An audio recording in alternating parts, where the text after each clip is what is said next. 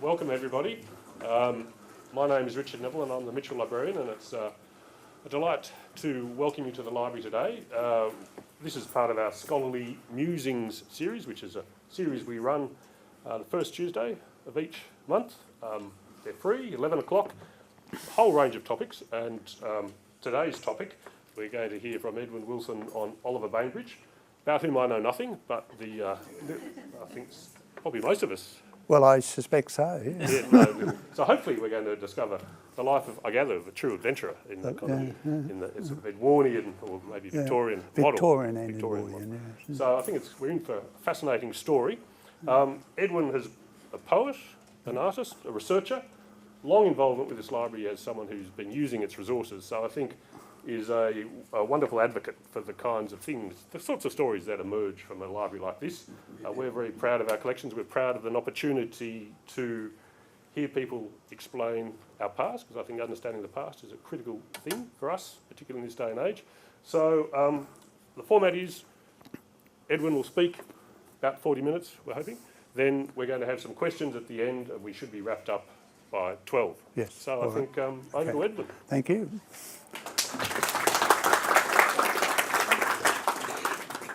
Well, thank you very much, and let's get into this by saying that I didn't know much about Oliver Bainbridge either about 50 years ago. But in the last 50 years I've learnt a lot more. When I was a child, my great auntie told me stories about this man, and that's what got me interested, so I'll come back to that in a minute. The talk today is based on a book which is called Lord Nelson, Uncle Oliver and I. And this is the one that took all these years. And I must acknowledge right up front, very important research assistant by Patricia Whiteley, Sister Pat, or Sister Mary Joseph. Pat, thank you very much. We met in 1995 and we pooled our resources at that stage, and wrote a couple of joint papers with the University of New England Australian Folklore Series. And then I soldiered on from there for the next 20 years. And only recently I discovered Trove, and that opened up an incredible amount of material. So what I've got to do is leave a lot out today. I'd also like to thank Bruce Welsh, who's up there, who did the electronic layout of the book, and it wouldn't have been possible without him, so thank you, Bruce. And just to put in a commercial, that Bruce's great-grandfather was the first Mitchell librarian. So I think that's really, really significant. Another commercial now for Paul Sheaf, who's a friend of mine from Mullumbimby, and he's the gentleman up the back in a fancy coat. And I asked him to bring that along to give a bit of colour to the performance today, because there is an oblique Bainbridge connection. His ancestor was the 2IC of a fort at Niagara Falls, fighting the Americans in the 1812-1814 war. And his commander-in-chief stood up and was hit in the first volley and killed. So Paul's ancestor took over and won that particular battle, and later became Lieutenant Governor of Ontario. So that's pretty important. So, all right. Oliver Bainbridge was a son of Andrew Sinclair Nelson. Andrew Sinclair Nelson was a schoolmaster at South Grafton and a bandmaster. He was a well-educated man for his time, and he claimed illegitimate descent from Lord Nelson and Emma Hamilton. Now, this is something we've never been able to prove, but we have a lot of evidence now that is obliquely supporting this claim. For example, when Andrew was in the Royal Navy, Sister Pat and I both found he was obtaining foreign remittances, and that makes him a true remittance man. And I think he was being paid to keep away. He had been sent to college by the then Lord Nelson, but he said he'd been bullied there and didn't like it, so his commission was bought out in 1861, and he came to Australia in 1862 and ended up in a little farm, an inn, in the upper reaches of the Clarence River called the First Falls Inn. They'd advertised in Grafton or South Grafton for a position of teacher, and Andrew came down out of the bush in moleskins and hobnail boots and sat for an exam and passed it. He was a gifted musician. He is recorded as a colonial composer in the Sydney University database by Graham Skinner. He spoke 7 different languages. He couldn't play the piano because his octave span wasn't great enough. And he said that was because Emma Hamilton had short hands. At First Falls, he eloped with the innkeeper's daughter, and they had 4 girls and 4 boys. He did marry her, and Oliver is the next one. This is Frank. Frank was, I think, their 4th child, and he was born at Upper Copmanhurst in the middle of the Australian wilderness. He was my great-great-uncle, and he spent his boyhood at South Grafton. South Grafton was very multicultural at the time. We had Aboriginal spoken in the streets, Irish, Gaelic and German. And Frank had a gift for languages like his father, and I think he would have picked up German and perhaps Irish Gaelic then, which helped him in his later career as working for the English government. His father would have taught him French, most definitely, because he had French classes in town. Frank was a brilliant character, but he was flawed in his character insofar as he stole money from the post office where he was working. He'd been employed at the age of 12. He was caught and sentenced to 1 year in Grafton jail. The jail records indicate he could read and write, and I'm terribly sorry they didn't have mug shots until the next year, because I'd have loved a shot of our young and callow Oliver. During this period he met Dr. Henry, who was a local doctor, criminologist and Shakespeare scholar and public speaker, and mentor to the young Frank. I suspect he had an extreme type personality, and he would have needed friends at this stage, because on his release from jail he fought with his father, who threw him out of home for having disgraced the name of Horatio Nelson. And Frank left home that night walking through the swamplands, and the frogs were croaking. And the story is the frogs went, "Dark walk, dark walk." And Frank said to them, "I know it's a dark walk, you bastards, you don't have to rub it in." And that story has stayed in the family folklore ever since that time, which was in, 1890 something or 1894. He then lived with the local Aborigines at the camp and started to pick up their language and decided he would become an anthropologist. After which he went to New Guinea in the very early days, and then to New Zealand to study the Maoris, and he picked up the Maori language as well, and then to the Pacific Islands. And he picked up a number of Pacific Island languages. In his New Guinea trip, which was in 1896, it was a very wild frontier.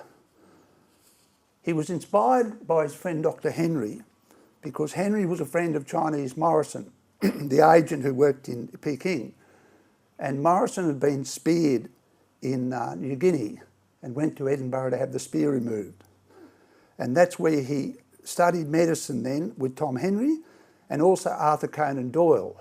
And Conan Doyle crops up in the Bainbridge story as well from time to time. At the age of 19 years in 1897, and still calling himself Frank Nelson, he hired a hall at South Grafton and gave a talk on crime and punishment. Incredible. And I suspect he was tutored by Dr. Henry in this. And it was reasonably well received. And people paid to come along and hear him talk. And this was the beginning of his career as a public speaker. And that's how he made his money, before television and radio. He had a big problem after that because he declared he wanted to obtain the skull of an old Aboriginal man for scientific study. And this is preposterous because apart from, you know, being not a nice thing for the old man, this is a fellow who left school at the age of 12 and he had no scientific education whatsoever. I think he'd seen the skulls in the men's houses in New Guinea, and that's what sort of got him going on this. And he may be wanting to do it to sort of advertise his next talk, to make it a bit, you know, spectacular. This didn't go over well in Grafton, and he basically was drummed out of town. You know, he left town under a cloud at the age of 20 years with 5 shillings or a crown, depending on which version you believe. He told his father he would change his name to Oliver Bainbridge and he would see the world and become rich and famous, and his father would have no credit as being so. After that year, that claustrophobic year locked in that little cell, he basically hit the road and he didn't stop for the rest of his life. And he became a wandering poet, writer, lightning sketch artist, orator, explorer, anthropologist, and ambassador and spy for empire. Now, my grandmother always said he was a spy, and this is something which by definition is not easy to prove. But in the book I've amassed a hell of a lot of information relating to where he was and who he was with, and he was ultimately assassinated for his political activities by the IRA.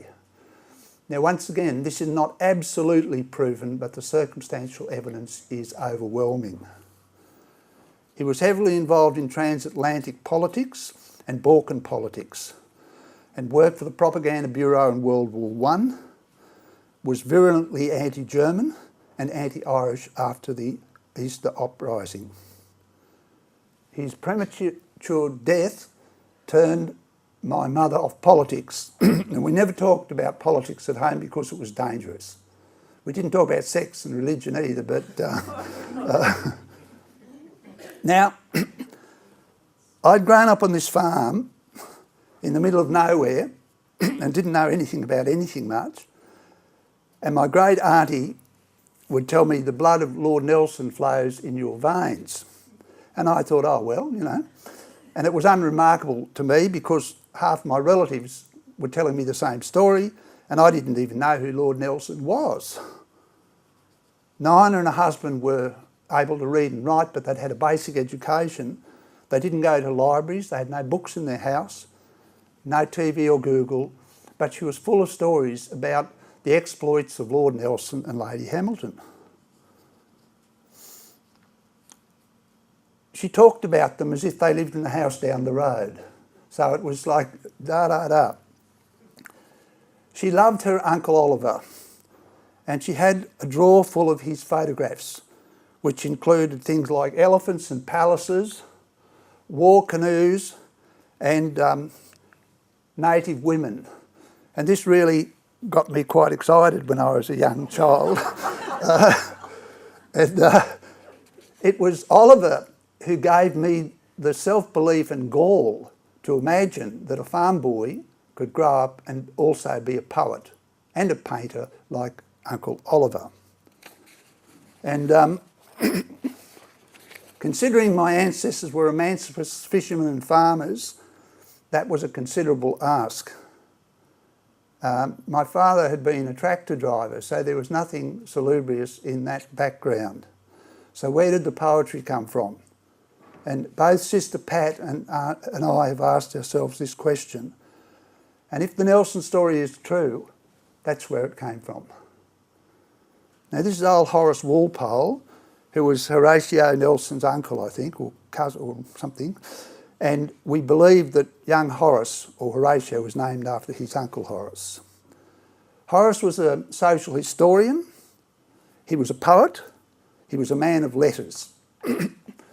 Now, I'd never heard of this in my middle life, but Walpole had set up the first privately owned printing press, and I set up my Woodbine press as a subsidiary of Edwards and Shaw in 1982. Walpole wrote social history, and I wrote social histories of the Domain and Sydney Gardens. Walpole wrote books on art and gardening, as did I. Walpole published the first Gothic novel in the English language, and I wrote my own Gothic novel called Cedar House, oblivious of this. I think this is rather uncanny, and more so that I didn't know. But my God, I wish I had a sinecure like old Horace, and I would have been able to really churn out the stuff then. Emma Hamilton was creative as well and musical, and had a gift for languages. She'd been tutored in the social arts by Sir William Hamilton in the My Fair Lady style, and he had married his creation. She also performed her famous attitudes, but I'm not going to have time to go into that. And she was interested in gardening. And she had spent time with Greville, Charles Francis Greville, after whom the genus Grevillea was named by Robert Brown, to the botanist in our audience. And she'd helped the Queen of Naples set up an English garden. Now, why would the Queen of Naples want this woman, who'd been a prostitute basically, to help her set up a garden? And I suspect it was canny because her husband was the ambassador and she wanted to keep good currying with England because of the ongoing war with France. So it was all politics. Now, so this boy from the bush got a scholarship to Armidale Teachers College, which was a wonderful time, and I discovered the Shropshire Lad, and that later became the Mullumbimby Kid, which I wrote in about 2000. I came to Sydney to teach in 1962, aged 19 years. That's the same age that Oliver was when he gave his Crime and Punishment. I didn't know anyone, I had no accommodation, and I had £50 in my pocket. That's equivalent to Oliver's 50 cents or shilling or crown or whatever it was. And I would have starved had I not been picked up and looked after by a teacher at the school called Hilton Mace at the Balgowlah Hilton, and Hilton is in this room today, and his wife Phil. Thank you, Hilton. He said, I'll feed you until you get paid. In 1962, I was in Speaker's Corner with my then girlfriend Anne, and old Charlie King was arguing with a heckler about something. And he said, you're wrong, my dear. You can look at the facts in that library over there. And he pointed to this, not this building, that one. I remember walking up those stairs to the big stone columns in the portico and drooling at the stone inlay map, and then going to the Mitchell reading room to be overcome with a sense of awe. There was nothing like this in Mullumbimby and nothing in the hamlet of East Wardell.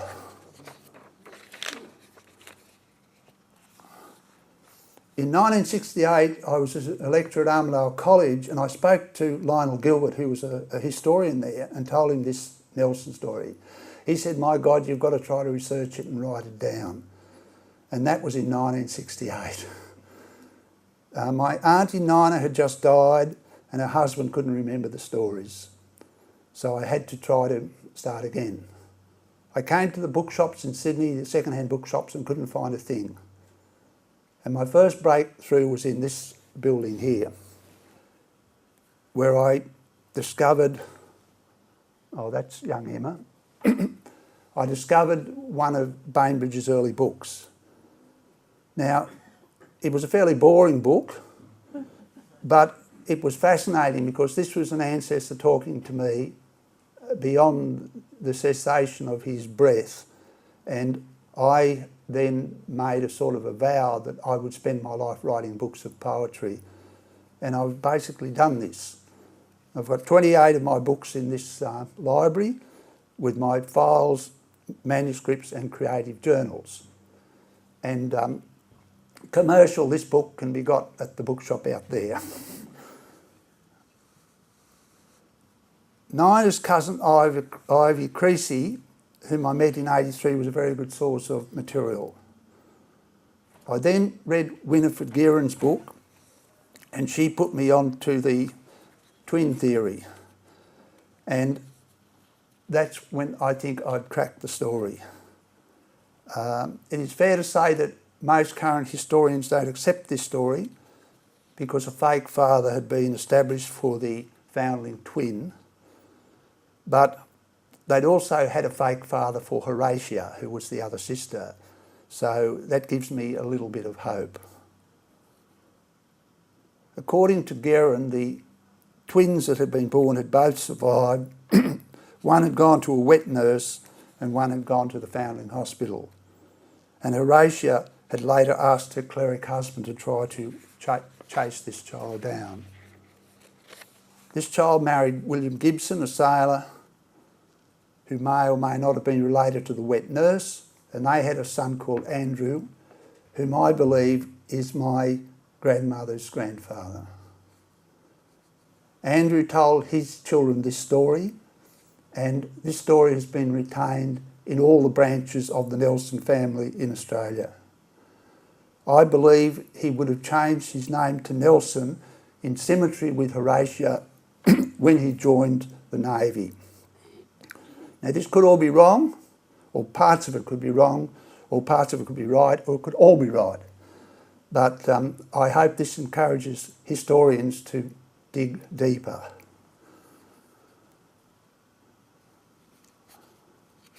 In 1995, I met my researching cousin Patricia Whiteley.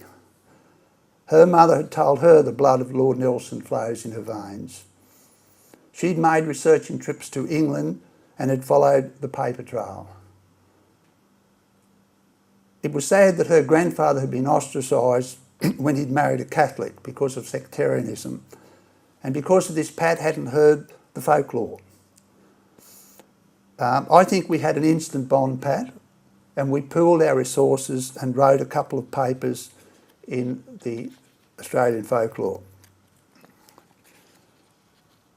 As a result of these papers, I was contacted by Bainbridge's grandson in America, who filled in a lot of gaps and gave us a lot of material.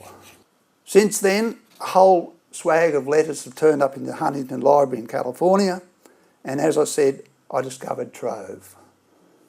Now, Bainbridge's first big trip took him back to London, the capital of empire, and this is where Oliver was born. And from there, he set off on a round-the-world walking tour with his dog, and his dog was called Barrymore. He went to France and the rest of Europe and into Russia, where he was arrested and tortured. Being a slow learner, he went to Turkey, where he was arrested and tortured again. He was tortured for spying, which is possible because of his later activities, and was going to be shot. But the Ottoman intervened because he was still quite young and they let him go. He kept on walking through India and Southeast Asia with fevers in various continents, Pacific Islands and then to Africa. In Africa, he witnessed the Mahdist or Sudanese War of 1898 and was wounded there. And there's a photograph of young Winston, according to his grandson, at that war with the young Winston Churchill, of Oliver with Winston. Now, if they shared a beer that afternoon, they would have talked about things. And Winston was working on the River War at the time. He went on to become a war correspondent for the Boer War, and then he went to India as a guest of the Viceroy. And these are all things that Bainbridge did. And Bainbridge came from nowhere. He was born in the middle of nowhere. He had very limited education and he'd spent a year in Grafton Jail.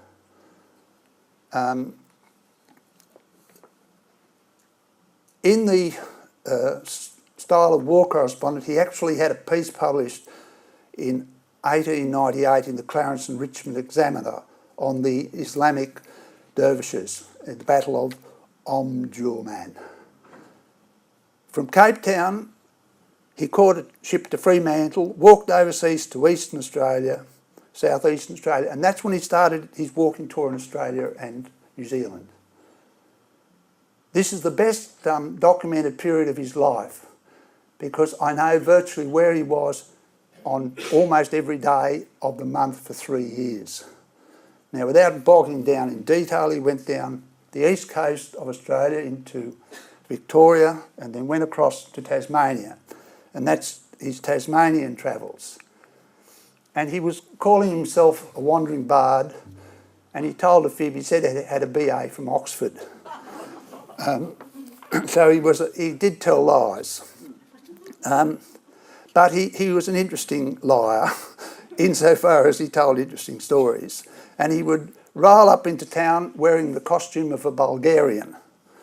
And that would be to gain attention. And that's why we've got the Bulgarian up there, only he's an English soldier, not a Bulgarian. And people say, what's he wearing that funny coat for? And then he'd tell them there's a talk on.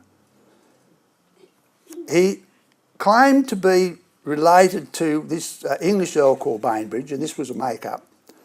And when he was talking about Lady Bainbridge, it just sounded like my auntie and I are talking about Lady Hamilton, so I think he'd done a sort of a switch in his mind.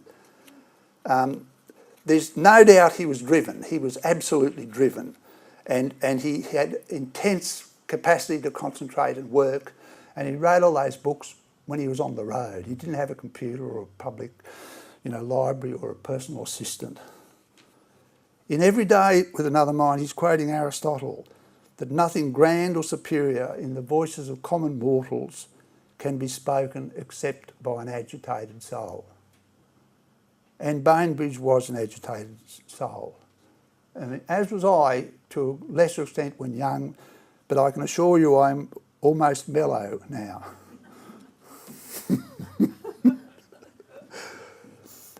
I think his insensitivity to the old Aboriginal man and all that is more evidence that he was probably part of a spectrum of autism, but he was high functioning, very high functioning. And autism does run in the Nelson line because the grandson's children, there are 2 autistic children in that line.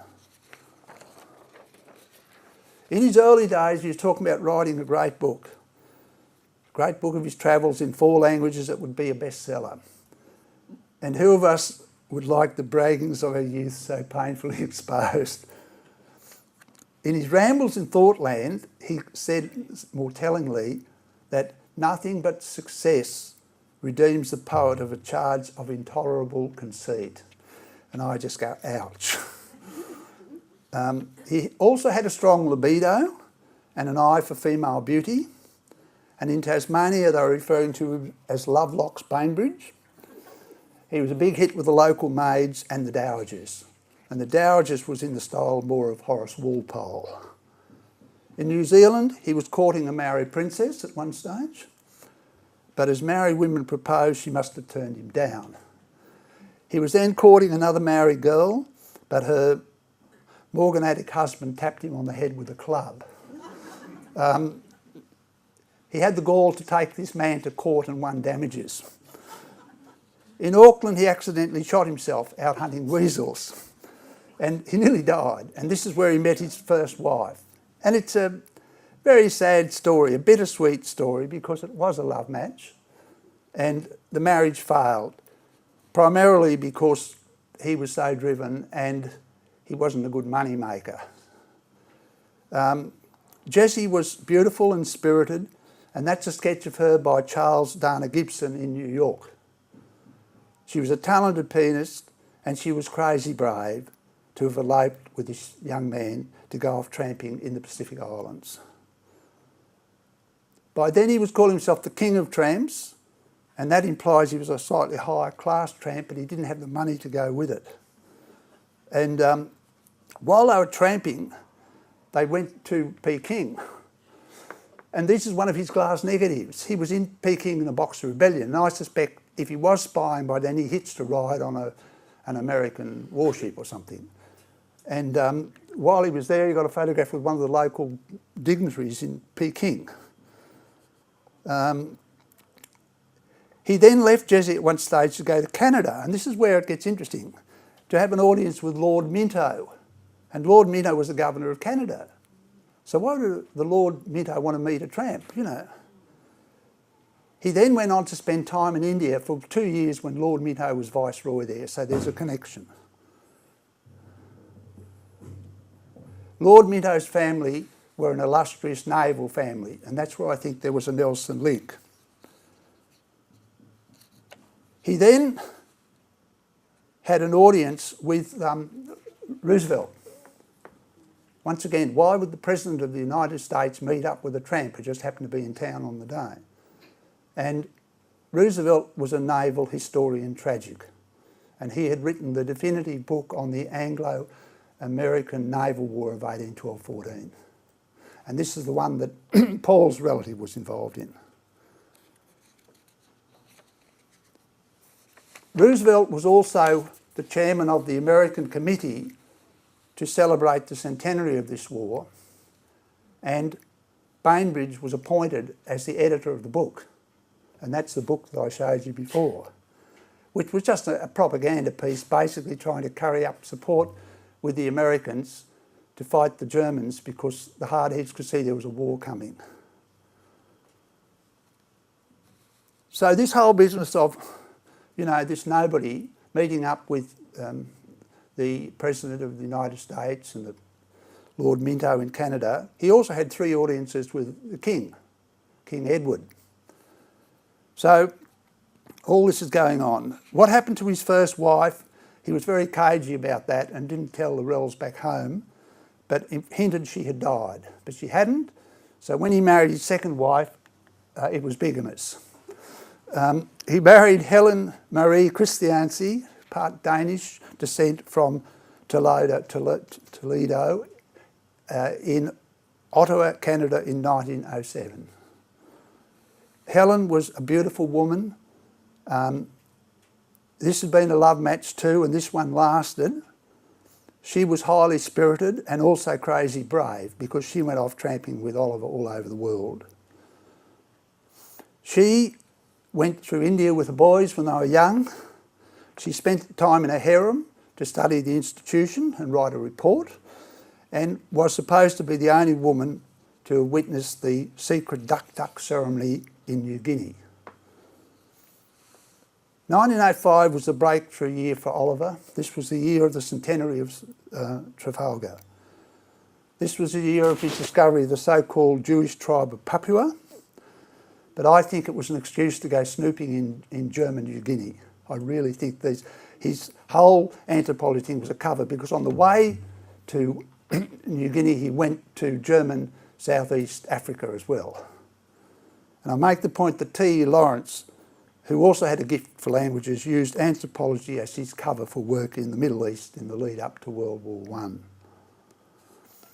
The man who'd been drummed out of town was now given a civic reception in his hometown. Oh, that's a book he wrote dedicated to Helen.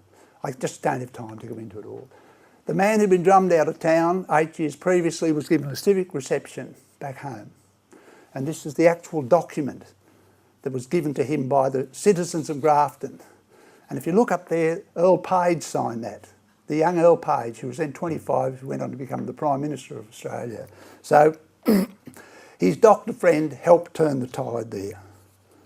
After that, he went on a snooping expedition into China, looking for Chinese Jews, but once again he was checking out the old imperial capital. And then he went to Japan. He went to Japan twice. And he had an audience with the emperor. And there's a photograph of the young emperor. And if it's on a glass negative, that would prove that Bainbridge took that photograph. I didn't put it in here because I can't prove it. That's a chrysanthemum in the emperor's garden. And it refers to that in some, in some text. In Japan, he met Admiral Togo, who also had a Nelson complex. And this is in the context of the Japanese just beating the Russians in a war of that year, where they'd used British naval strategy learnt at the academies in England to beat the Russian Navy.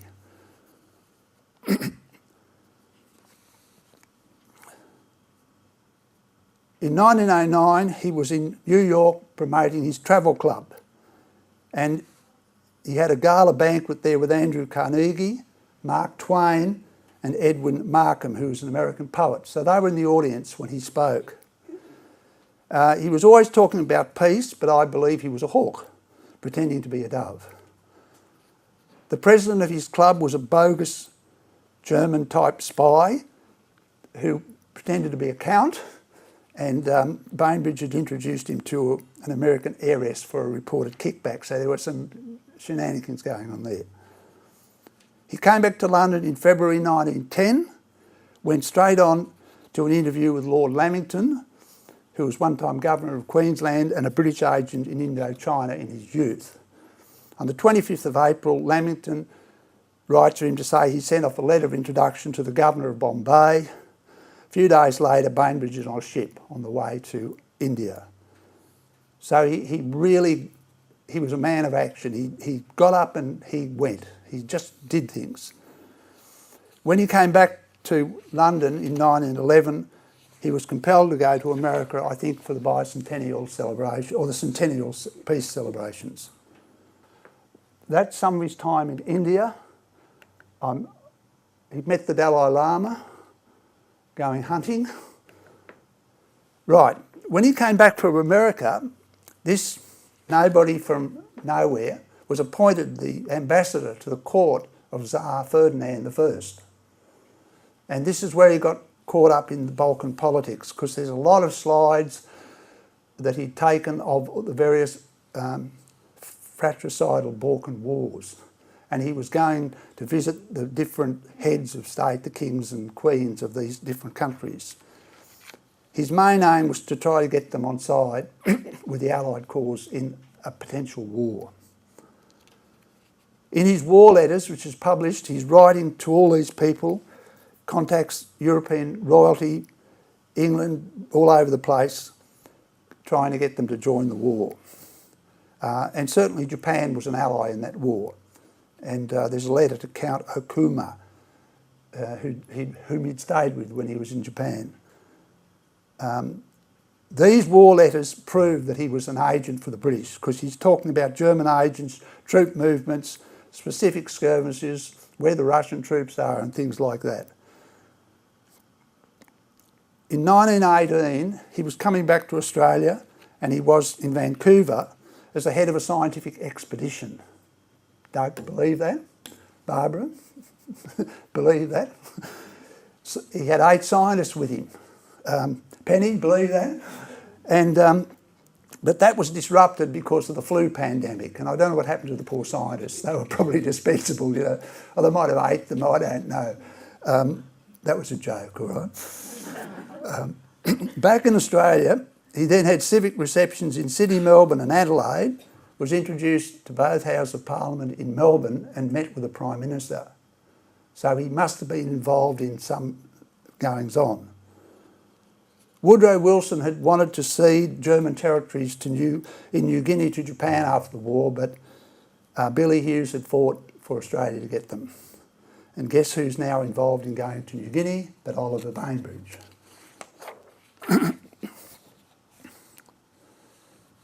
He turns up in New Guinea in about 1920. So there's all this link. He meets the Prime Minister, he goes to New Guinea. Meanwhile, he'd been railing against Germany and Ireland and saying that Germany was the enemy and there'd be another war in 20 years. And he was spot on. Now, Sister Pat found some really interesting letters in the Premier's department in which he's writing to the Premier saying the IRA were out to intimidate him. They were killing his cows, poisoning his fruit trees, and they'd killed his poultry, his stud poultry. Now, he had reason to be paranoid, but because at this precise time, Michael Collins was setting up his hit squad called the 12 Apostles, and he'd identified G Division as the linchpin of British intelligence. Collins tried to warn the agents off a couple of times to desist from their political activities, and then he moved to the final solution, which was to shoot them with an .045 revolver. 1920, Bainbridge has lunch with Sir Charles Rosenthal, who set up the King and Empire Alliance, which was anti-IRA, anti-Bolshevik and what have you. Bainbridge spoke at his venue. He's then in New Guinea.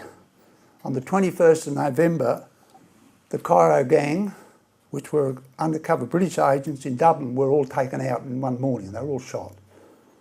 That afternoon, the British troops fired into the Gaelic football stadium at Croke Park and killed 14 civilians. So this was a bloody Sunday massacre and a time of incredible violence between England and Ireland. The first shots of the Irish Civil War were fired in April 1922. I believe they could have used Morse code to signal a message, take him out. Because on the 9th of April, Collins is talking about the gravity of the situation. On the 10th of April, Bainbridge is killed. On the 14th, O'Connor's men had seized the Irish centre. There are a number of post-Bainbridge assassinations in that year. I can't go into them all because I'm running out of time. When he was in the Balkans, the king asked him to take his queen to America. And that's a letter from the American representative to say, give this guy a bit of, treatment. And on that trip, he met with President Wilson. That's his boys going to America. Another significant thing here, in this birds of a feather context, with the joys of the internet, I've now discovered that two of the people that Bainbridge was writing to were also assassinated or attempted to be assassinated. So two of his pen friends were shot. Now, how many of your pen friends have been shot in the last year?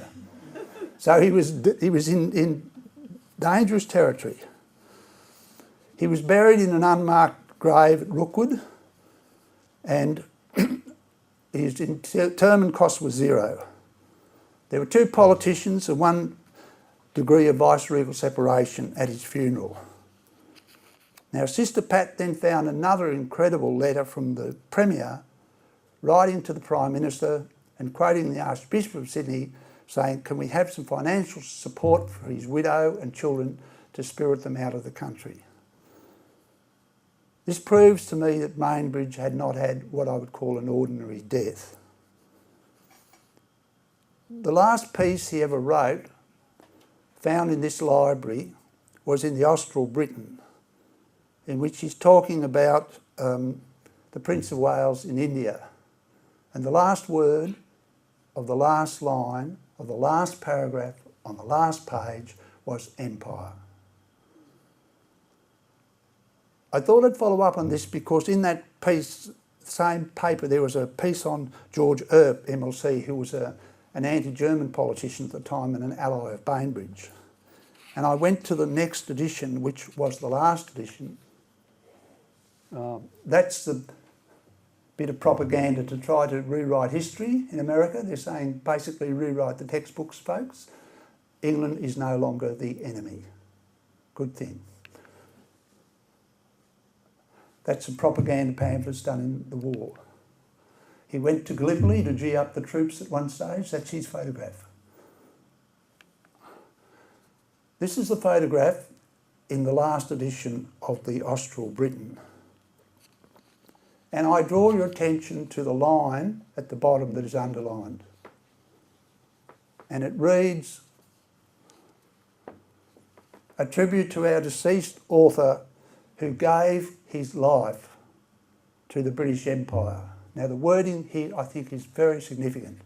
They didn't say dedicated his life, but gave his life.